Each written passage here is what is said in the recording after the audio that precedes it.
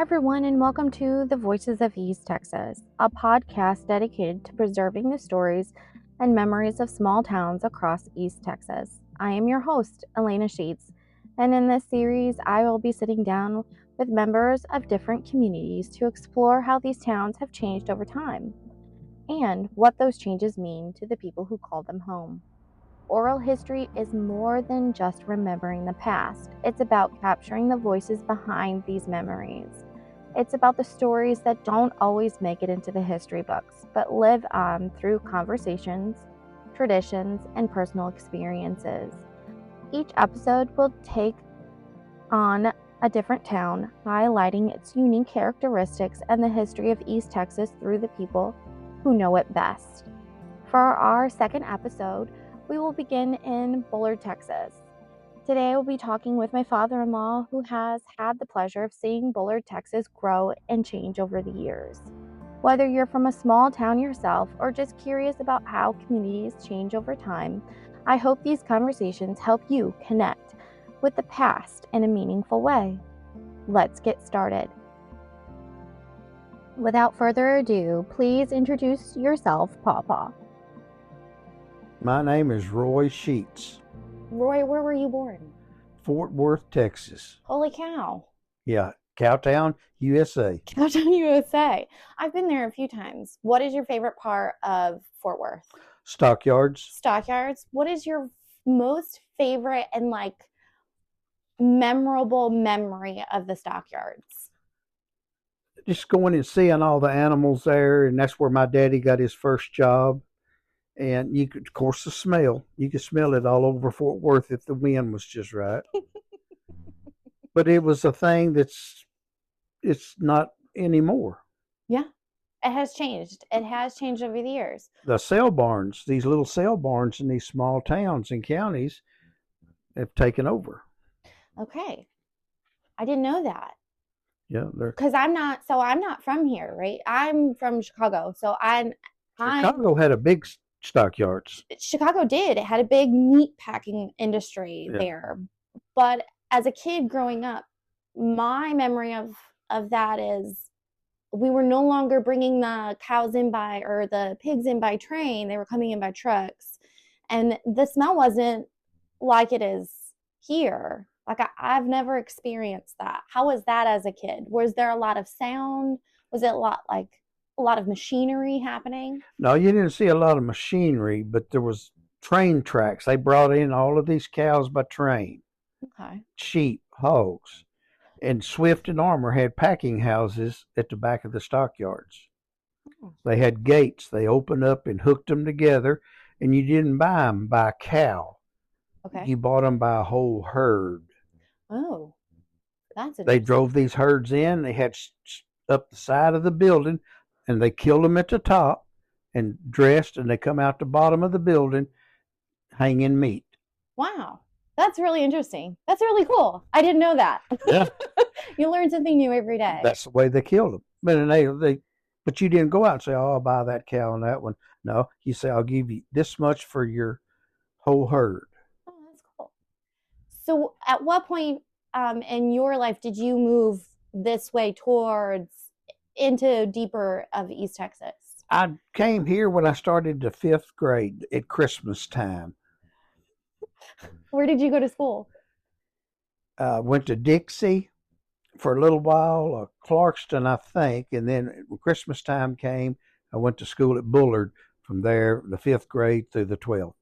Wow. At the time when you entered 5th grade, was it just one school? One K school. Through 12? No K. Okay. 1st through 12th. 1st through 12th. Okay. One building. You walked in this end, 1st grade. You walked out the other end, that was the 12th grade. Oh, so you were all in one building. All in one building. That's interesting because now Bullard has many schools. Many schools. They've got a brand new middle school that will open. It's open now. It's open now. Wow. It's huge. Yeah. Right off of 69. And it's ginormous. Yeah. They even put in a new stoplight just for the school. Well, they're fixing to put an overpass. Whoa. They said a school bus, that highway is too wide and too dangerous for school buses to be going across it. Holy cow. They're going to put in an overpass just like they did at 344 and 346. 69 will go over the top of them. That will be a long project. They say they can get it built in a year. The state of Texas is building that. Wow. Yeah. That will be amazing. So tell me about some things that you remember from Bullard as a kid about the town. Was there a general store? We had a few general stores, a drugstore with a doctor's office, and 2 or 3 gas stations.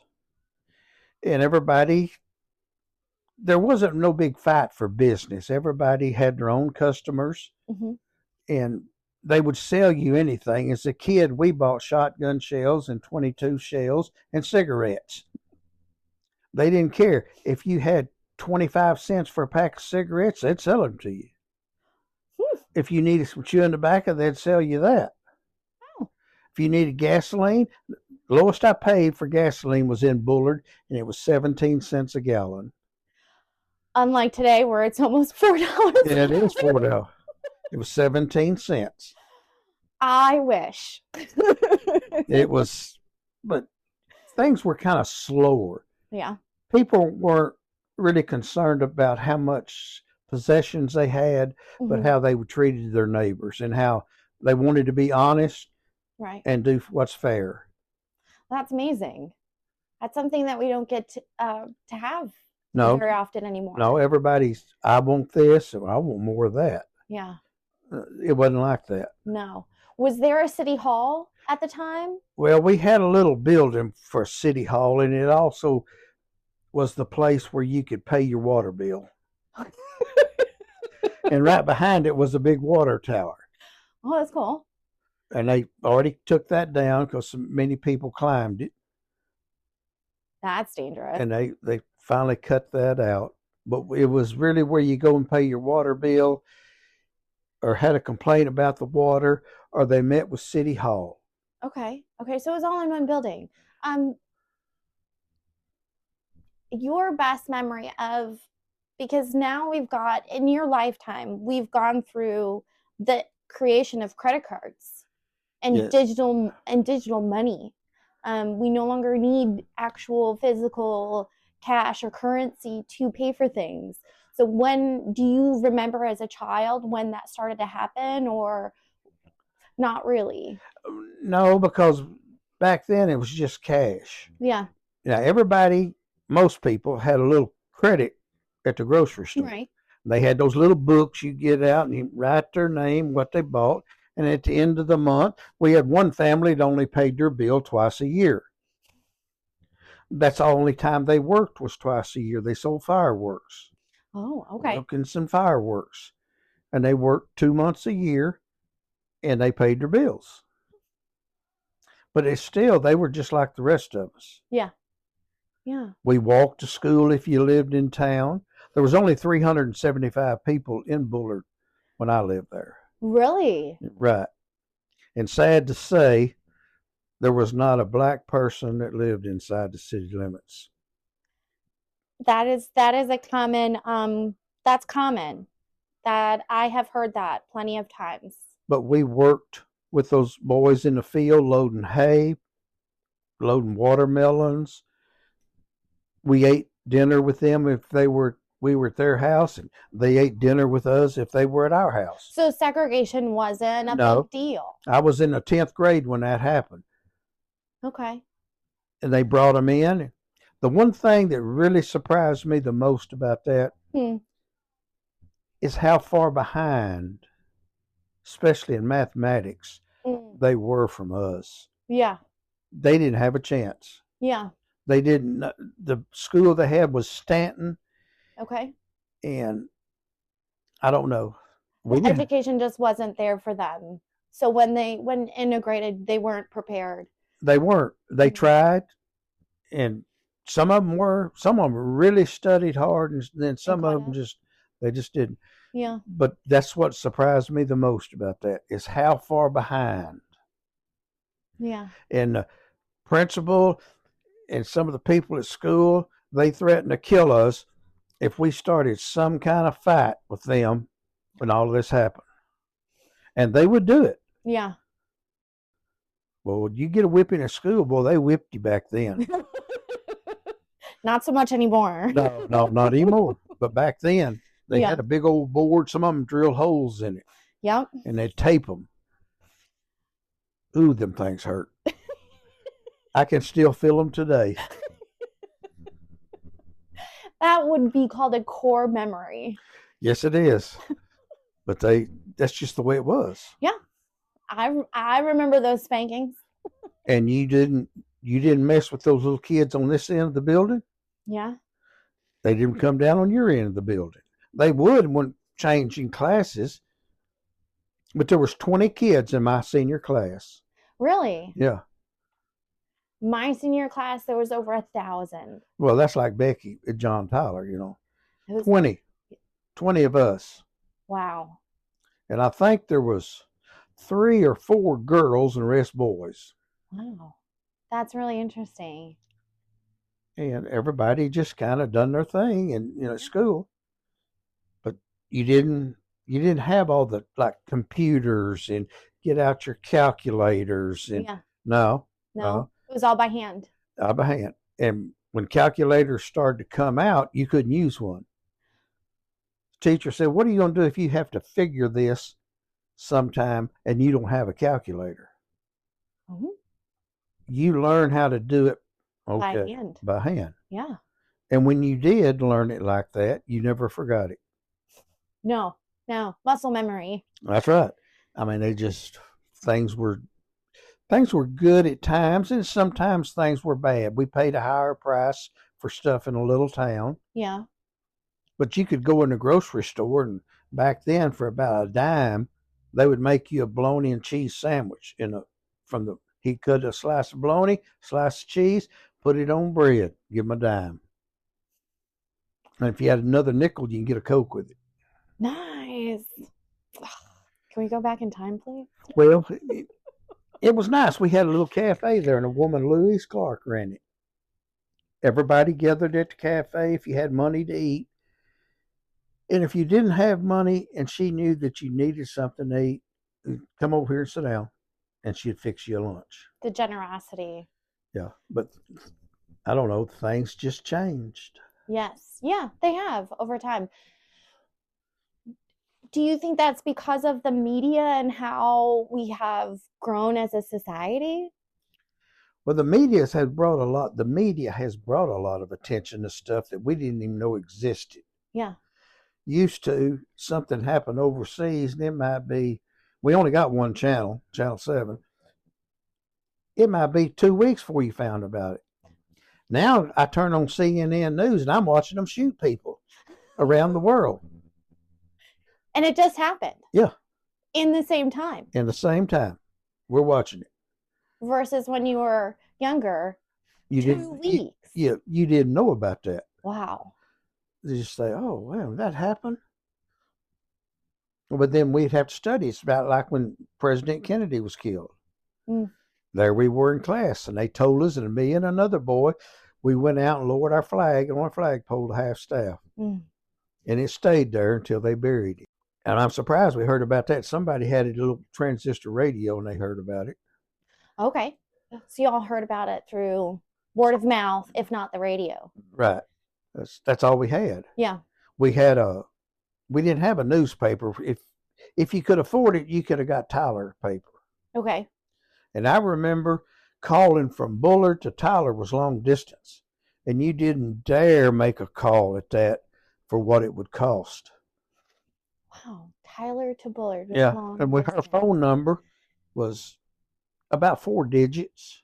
That's it. Her post office box was 3 digits. Mother's was box 135 for 50 years in Bullard till she died. The post office was a very small little 10-foot by 10-foot building, just full of all kind of little mailboxes. And now it's a big brick. Oh yeah. All in its solo standing brick building. Yeah, but it wasn't then. No. It's just a little deal. And you go in there and get your mail. Speaking of cell phones and computers, you have a cell phone and a computer. I know Becky uses it Yes. a lot. Y'all online shop. But how do you feel about it? What do you use it for? I use it when something tears up and I have to buy parts for something. Mm-hmm. I read my newspaper on there in the morning. So no longer a physical copy? Yeah, no, because they never could throw it right. I had the paper company's number in my cell phone, speed dial. They'd throw it in the culvert out there. Be soaking wet. Terrible. And the guy told me, he said, well, they're just throwing it. They're coming down the road 70 miles an hour and slinging it out. Good grief. And so we got it online now. It's a whole lot cheaper, too. I bet. We had a little paper there, Tyler Paper in Bullard. The bread man, everybody had a bread box outside their store. Mm-hmm. When you bought bread and crackers, you left a note in there. I want this and this and 3 loaves of this and 2 packages of these cookies, and they put them in there. They'd come through about 3 or 4 in the morning. And now you can sit down at your computer and make that order. Yeah, but now you'd sit down there and they'd come to open up their store in the morning. They'd open up their bread box and get their stuff out. Coke bottles, we got 2 cents a piece for them. We found Coke bottles everywhere. And that's how we pick up a little bit of money besides mowing a yard. If you need to buy, tobacco, you could. And it's funny now, you walk in a store and they want you to fill out a bunch of papers, sell you some ammunition. Yes. There's a lot of paperwork and background checks that go into that now. Yeah, but there's my money. I'm going to box those 22 long rifle. The world has indeed changed. Yeah, and I'm not for sure. A lot of things are for the better. Yeah. People, like I say, they want, how many possessions do I have and how many more can I get? Yeah. And back then people said, they're kind of having a hard time. Let's kind of help them some. Yes. The generosity and empathy went a lot longer, was extended a lot longer than what we see today. Today, no, they deserve that. Yeah. Everybody has some bad times every once in a while, but back then it was all like a family. But people made homemade snacks for Halloween. Everybody went to everybody's house in Bullard, there in town. Okay. Now, Miss Farrell, she owned the drugstore, and Dr. Margie, our doctor, was her daughter. And she would put out her finest crystal punch bowl and cups and saucers. And when you come to her house, she didn't hand you nothing. She said, come in. You went in her house. You had cookies and deal of punch, and Dr. Margie was in there washing all them cups and saucers all night. But you ate off of real crystal dishes. She wanted everybody to have a chance to do that. Didn't matter what color you were, who you were. Wow. Come on in. That's a lot of women, they make big old popcorn balls. Yeah. Oh, yeah, them things good. And fudge. It's all a lot of homemade stuff, very little store-bought. That's awesome. And nowadays, the kids are all raving about the king-size candy bars. Yeah. And then you see on the news where people are putting razor blades in them and stuff. Yes. Fentanyl. Crazy. It's crazy. I have to check my children's candy every single time that they go trick-or-treating. You go through it. But everybody and we didn't tear up stuff. Yeah.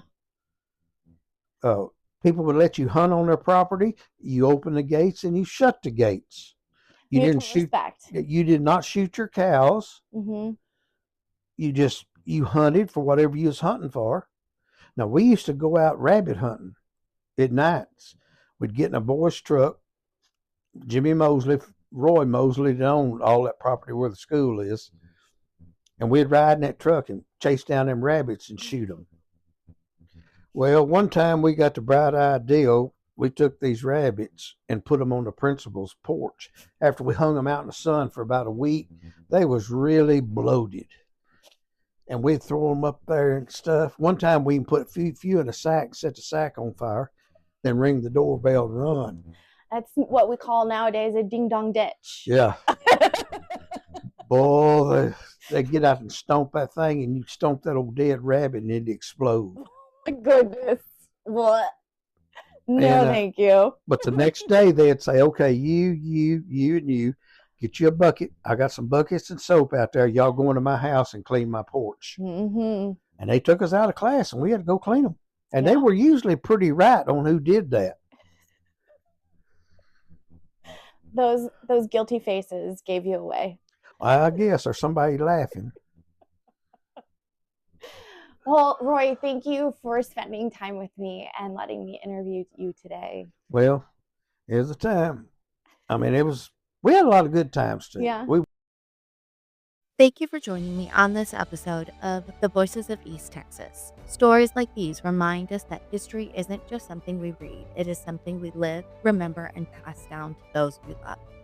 The voices we heard today are part of a larger story, one that continues to shape our communities in ways both big and small.